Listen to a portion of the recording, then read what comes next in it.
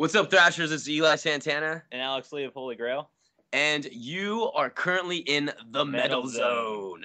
Thrash on. All right, well, this is Scott McMahon here on the Metal Zone, and I'm speaking with Alex Lee and Eli Santana from the heavy metal band Holy Grail. How you guys doing? Doing good. Good, man. How are you? Pretty good, mate. So the album entered the charts at Billboard's Heat Seekers at number 9. How's the response been with the album? It's been nothing but good reviews, and people who've bought the album really dig it. So it's been nothing but great news to us.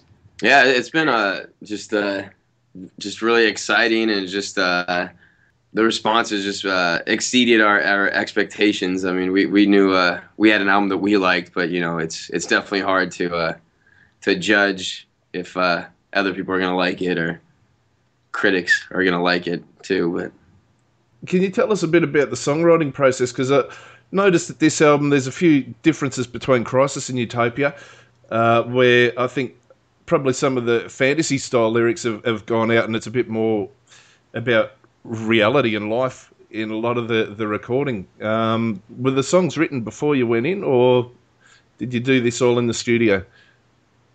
It was kind of just came from just the music that was coming in. We were just writing riffs and writing like songs, and some of the songs we had on Christ and Utopia, or in that writing session, we didn't have a chance to really get to, and we really wanted those on this record. So we kind of started with those, and those kind of right off the bat had like a heavier, like darker vibe to it, and then we kind of noticed that the songs that we were bringing in were a little bit more grim and like melancholy and kind of just more emotionally heavy. And so we kind of just had the lyrics kind of follow that, and just kind of just didn't seem fitting to get too much into the woodland fairies and more Lord of the Rings type stuff. Not that I have anything against that. I love those type of lyrics, but yeah, it just kind of wasn't where our heads were at this time around, and it just seemed like it did the music more justice to write more personal and more I guess more like serious subject matter on this one. Awesome. And you worked with Matt Hyde, who's worked with Slayer and bands like that. Do you think he had some sort of contribution to this album being a little bit heavier maybe than the first album?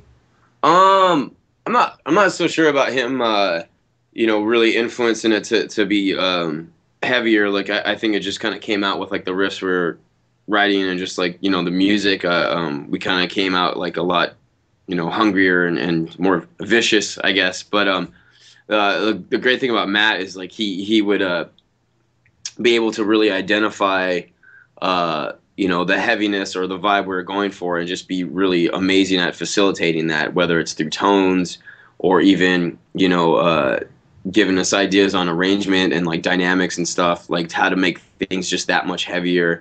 Or if it was like something darker, he was just like, oh yeah, you gotta kind of add this harmony here, or we'll do this kind of tone right here. And he just kind of knew how to like really accentuate like everything that we're kind of coming in with, and just really achieve that.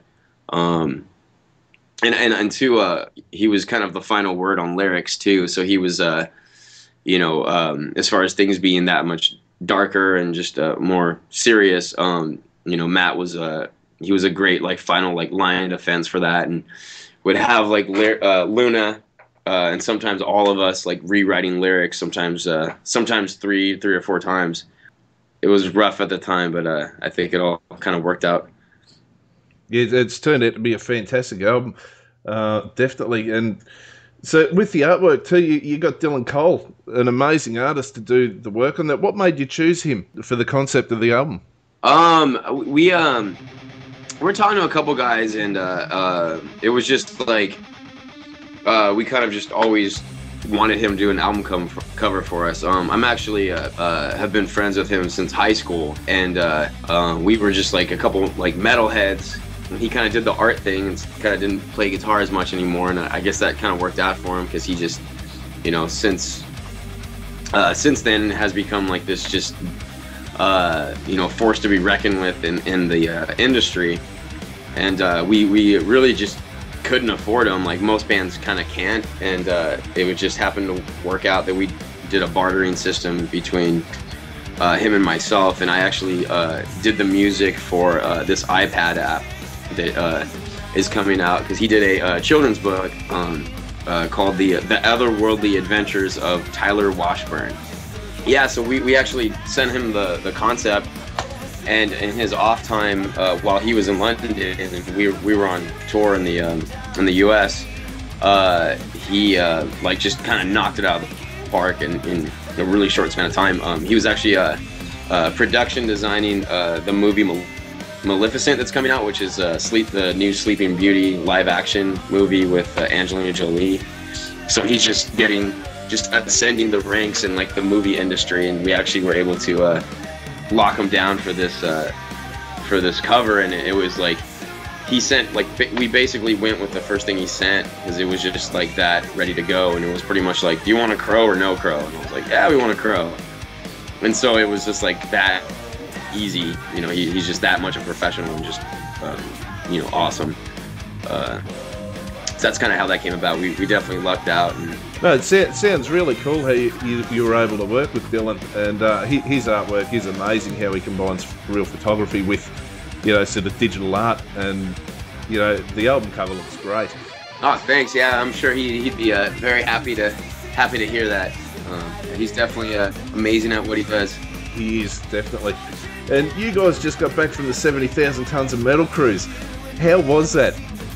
It was pretty crazy. It was amazing, actually. I'd say one of the funnest things I've done so far. Yeah, I think I slept a total of 8 hours the entire time, because there was just, whether it's bands playing or karaoke going all night or just food being available, it was just kind of always something to do. Someone was always up, and I just like, I don't know if I guess I just didn't want to miss anything, but I just like, I just really took it all in, and it's just 2,000 metalheads, in the middle of the ocean, and you're there, nursing a hangover with another beer, watching Lizzie Borden in the middle of the ocean. It's just kind of like, it's just really surreal, like, experience. It's just awesome. Doesn't get much better, does it? The thing that surprises me is that nobody actually falls overboard on this thing. Yeah, I was kind of wondering that in the 3 years that no one's actually ever fell off with all the drunken antics that go on, and crazy Germans that were on there. I don't know, no one fell off, and that's kind of amazing. Or they just covered it up. Yeah, exactly, yeah. And I saw a couple of clips. There's some floating around on YouTube right now. I've got to ask about one of them, which is a whole heap of people chair moshing during one of your sets. Yeah, no, it was weird. We were playing and we couldn't see what was going on, and we just was hearing this chant going on, and I guess they were saying "Chair of Death." Okay. Chairs of Death. They were doing the Wall of Death, but in chairs during our set, and I guess that was a 70,000 tons of metal first, I guess, for doing the chair moshing. So it was during our set, and I kept thinking they were chanting Megadeth. And I was just like, man, I knew we should have learned Tornado of Souls. I was telling you guys, it would have killed. But it was chair moshing. So pretty insane. It just looked like some crazy metalheads sort of playing dodgem cars with chairs or something.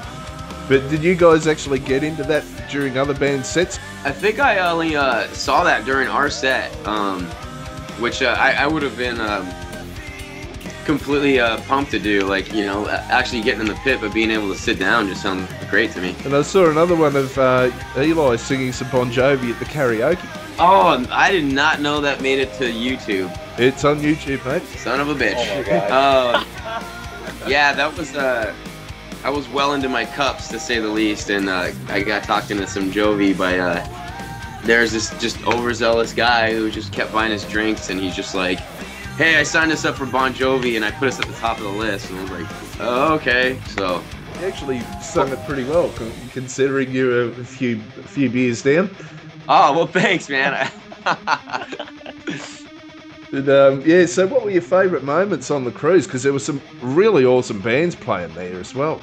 I've been a big fan of Flotsam and Jetsam, and I'd never seen them, and so that was like the first time I got to see them was on the ship, and that was really cool. And then Creator was amazing. Yeah, Creator killed it. And then just getting to see In Flames just outside in the middle of the ocean just was awesome. And actually, I got to see Immolation twice, and I've been a big Immolation fan ever since I was like in high school. Cool. And so yeah, and I got to like meet those guys, and they were super nice. And getting this like hang out with 3 Inches of Blood and see their set, and Luna actually came out and sang Deadly Sinners with them on a song, and we've toured those guys a couple times, and we just like get together with those guys and just kind of wreak havoc again. And then another thing was we stopped on an island in Grand Turk, and got to go run around the island, and I got to go snorkeling and like with the reef, see the reef, and like I got to like hug a shark. Oh, sweet. Yeah, it was like super cool. I got a picture with me hugging the shark and throwing up the horns, and it was cool. Like some of the guys from like Dragon Force and like Lacuna Coil were out there like just snorkeling, and it's just kind of like a really cool experience. And I don't even know where you were where Alex was on our day off. on a day off, I was actually just chilling with the keyboardist of Dragon Force. We just kind of like laid back and enjoyed like the scenery. Took a swim out into the clear ocean, and then came back and just hung around. Yeah. Dragon Force actually, they went and played some of like a half a song in the jacuzzis out on the deck. And that's on YouTube too, where Alex Lee either slipped in or deliberately jumped in, or not Alex Lee, Herman Lee, sorry. Yeah, jumped in at Spa or something. And yeah, no, it was cool. And then Vad, he jumped in the pool with his guitar. Oh. Yeah, I think everybody was focused on Herman, didn't really see that he had jumped in the pool with his...